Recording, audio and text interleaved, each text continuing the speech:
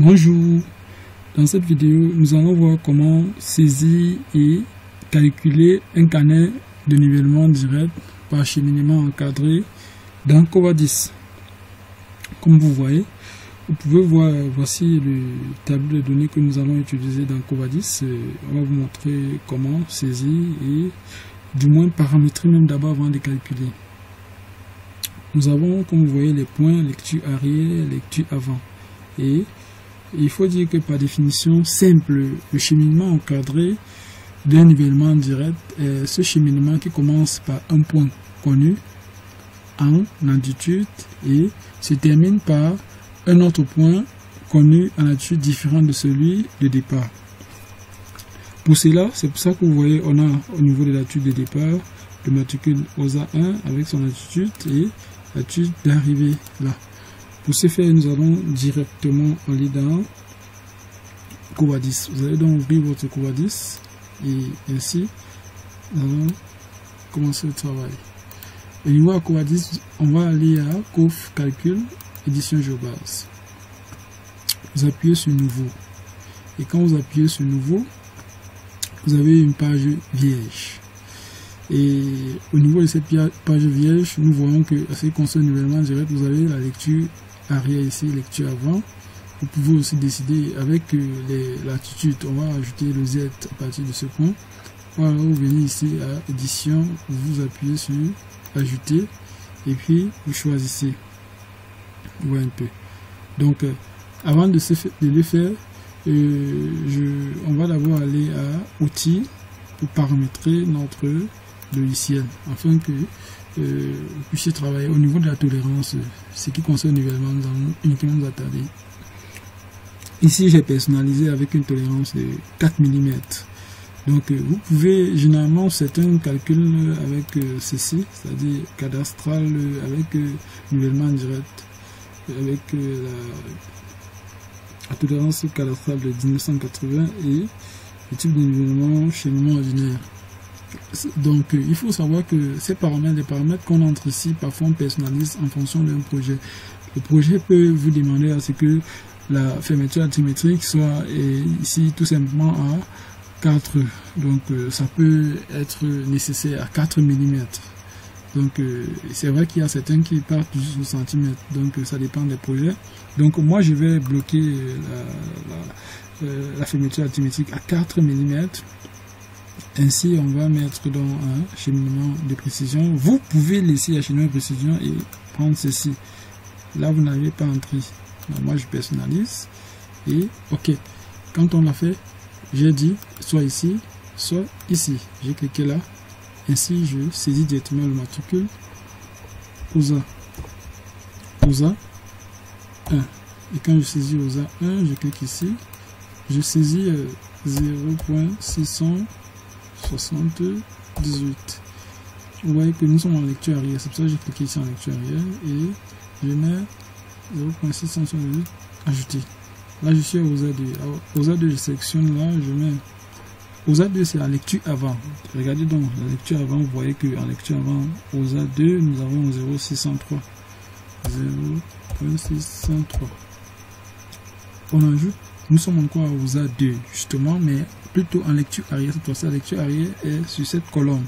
Et il faut savoir les colonnes où vous travaillez, avec lesquelles vous allez travailler. OSA 2, on a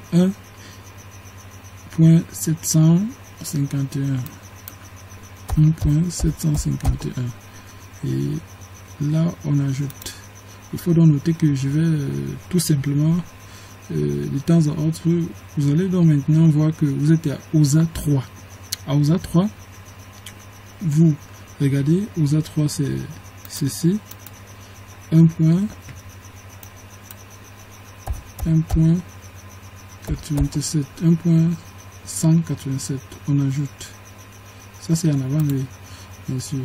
À OSA, on a encore OSA 3, mais plutôt en arrière. Donc 1.129. 1.129. OK. On ajoute et vous faites la même chose. Vous voyez qu'on a OSA 4 ici. On va prendre là l'élément OSA 4, c'est-à-dire je peux copier même et je colle tout simplement. J'ajoute, là on est à OSA 4, toujours mes lectures ici, lecture arrière, je copie, je colle. Donc on ajoute tout simplement et vous faites le même processus. Ouais, on a OSA 5, vous faites le même processus jusqu'à ce que vous saisissez tous les points dont vous avez nivelé. Ou alors des fois vous pouvez prendre même notre exemple, c'est saisir et vous exercer, calculer aussi. Donc c'est un peu ça.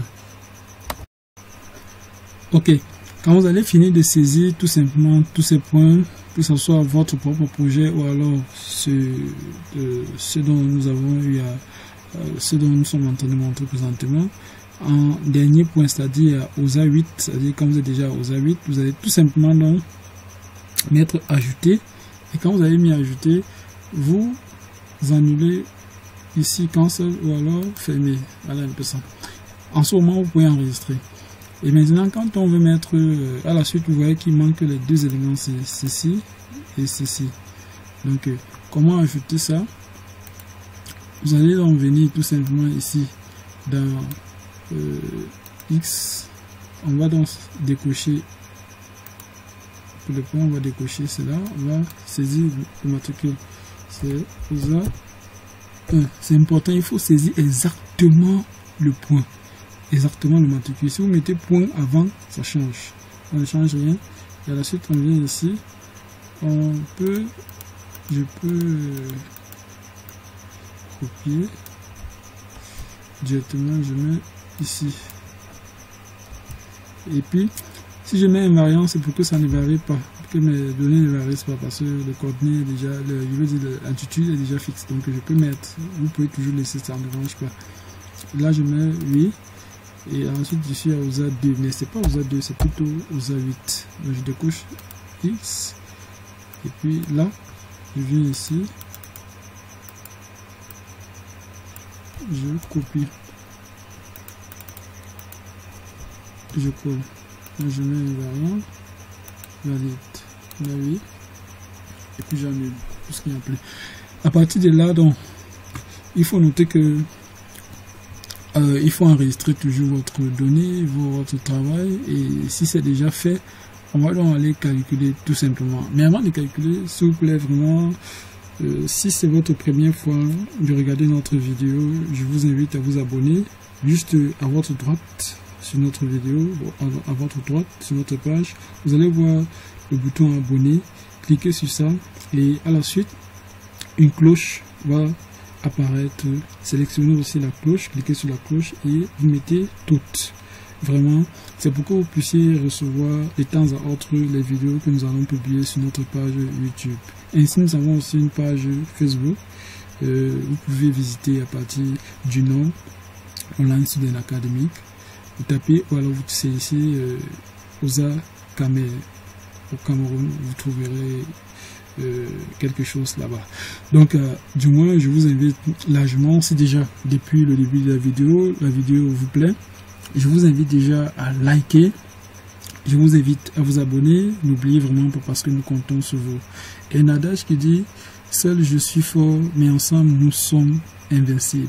Et donc, c'est dans ce sens-là que je vous invite massivement à vous abonner, afin que nous serons aussi motivés, parce que vous savez que quand on voit les gens s'abonner, on voit les gens liker, on voit les gens commenter nos vidéos, poser des questions par rapport à nos vidéos sur nos pages YouTube et Facebook, nous prenons plaisir de répondre et ça nous motive davantage de toujours travailler sur des thèmes qui vous seront vraiment très utiles. Nous comptons donc sur vous pour ce faire et à cela, nous allons continuer la vidéo.